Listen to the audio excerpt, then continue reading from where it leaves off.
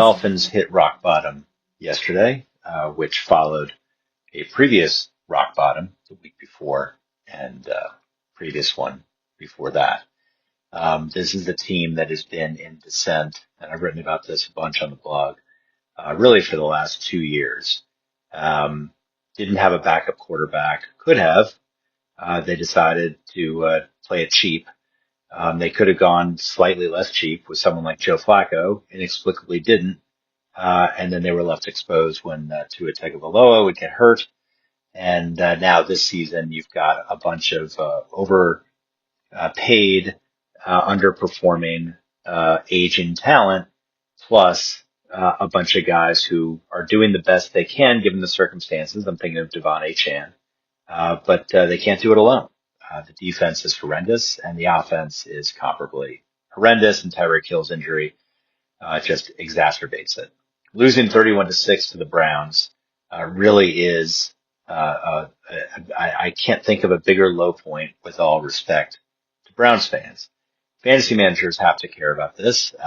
This has been, the writing's been on the wall for much of the season so far, that if you drafted Tyreek Hill, you were taking a huge risk because the Dolphins didn't look like they were going to be a playoff team. And so the question became, a 30-something-year-old Tyreek Hill, what are the odds that he's going to be playing in meaningless games in December? What are the odds that Jaylen Waddle is going to be playing in meaningless games? Achane, and so on. And, even Tua, and I thought Tua was actually going to have a pretty good season based on his ADP. I think his ADP was somewhere around 20. I thought that was ridiculously bad. He was the one person on that team I thought was undervalued, because I thought collectively, with after the catch effectiveness of Hill, Waddle, and Achane, that Tua could basically dump his way to 240 yards, a game or so, and then get the, a couple scores, 1.5 scores, and be enough to be a top 16 quarterback. He has regressed dramatically, and you can blame a lot of things on that. The point is, he doesn't look like a franchise quarterback. Now, the Dolphins, the last time they were this bad, it's interesting. I think this is kind of a reminder of where this team could be headed, which seems inconceivable until you really think about historically other examples. And the example I'm going to share is 2007. They were 1-15. They were, they had hit rock bottom at that point. It was the worst Dolphins team in history, hands down, in terms of win-loss record. They retooled with management. I think they brought in Bill Parcells and some other, guys who knew what they were doing to basically turn around the club. And what I found really notable is that the two of the guys they dumped were Zach Thomas and Jason Taylor, who had anchored that defense for more than a decade. Jason Taylor, incredible sack specialist. Zach Thomas, a fantastic linebacker. The two of them combined, they were teammates pretty much, I think, for like 12, 13 straight years, something like that, maybe 11 straight years. They dumped Zach Thomas and they traded Jason Taylor. They got, I think it was like a second or third rounder for Taylor, which was good value for a rebuilding team. I remember at the time, Dolphins Nation was outraged because they wanted Taylor to retire as a Dolphin. It turned out that he did in the end, because he returned to the Dolphins, I think, a couple times before wrapping up the season a few years later. But this is what a desperate team does, and desperate isn't we're one piece away from getting to the playoffs or being a Super Bowl contender. Desperate is we can't go down any further. And so all we can do is dig out the best we can. And their salary cap situation for next year is horrendous compared to most teams. So it's not as if they're in great shape, even looking ahead to next year. They have to figure out how to unload Tyreek Hill. Maybe they'll take a huge cap hit and dump him. Maybe they keep him. I doubt it. I think they have to figure out how to trade him. And the irony is that as much as they paid to get him, they might just unload him and take a 7th round or 6th round draft pick, in my opinion. just to get rid of him.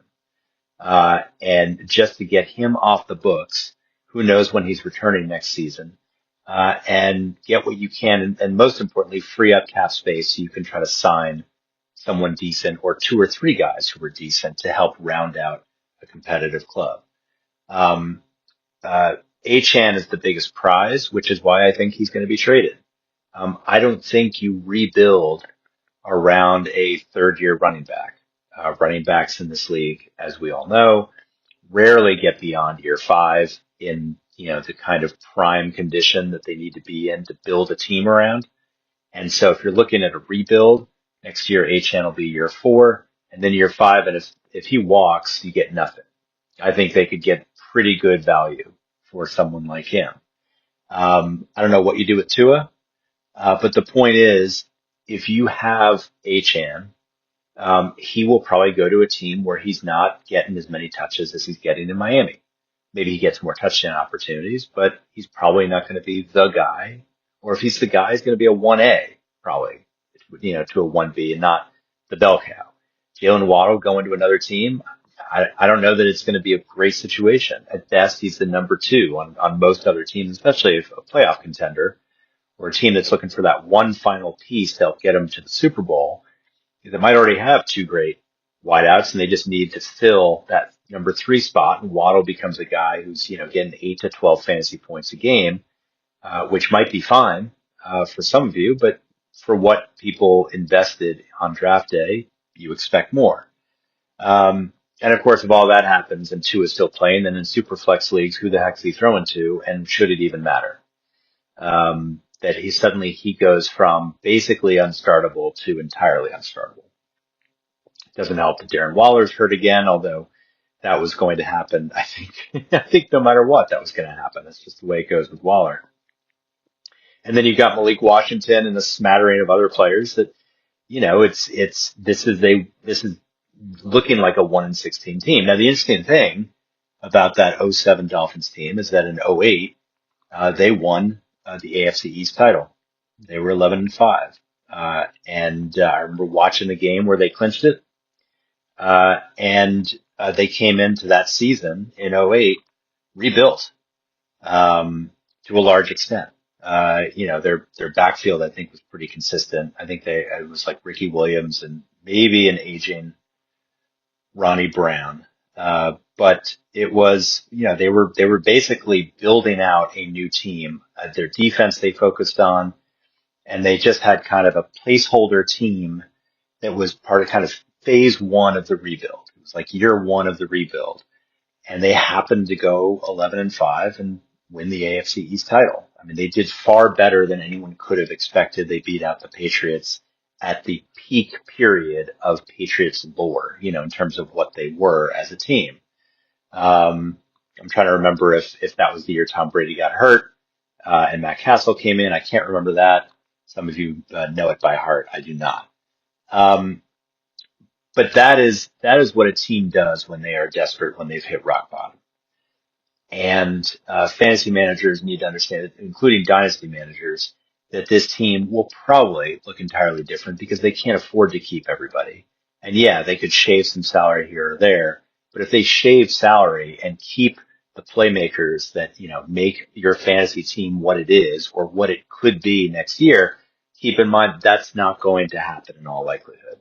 In all likelihood, they're going to figure out what are the best assets we have, and let's get rid of them for whatever we can get rid of them and start over with 60, 80 million or whatever in salary cap and go from there. And know that by 2028, maybe they have a team that is back to being competitive. So again, to summarize, with Achane, I think I wouldn't want to keep him because if he stays on this team, he's probably not starting late in the season in meaningless games on a team that is tanking. Not to say that they would bench him to tank, but saying that Achane might have a slight injury that he might play through in week 3, but in week 16 he's not playing through it. They're going to play it safe. So best case scenario, he gets traded somewhere where he's a slightly lesser version than what he is now. And in worst case scenario, you don't even have him for the fantasy playoffs. Waddle in a similar boat. Tyreek Hill, if you're in Dynasty, I don't know what you do, but you probably can get him for about the equivalent of a seventh rounder at this point. And there's no one else really on that team worth talking about. But this is the history of the Dolphins. Is the last time they won the title was the year after. Last time they won the AFC East was the year after they had the worst record they've ever had. And we might see history repeat itself. I'm BJ Riddell, Fantasy Football for Winners. Follow me on the blog. Email me anytime. We'll see you tomorrow.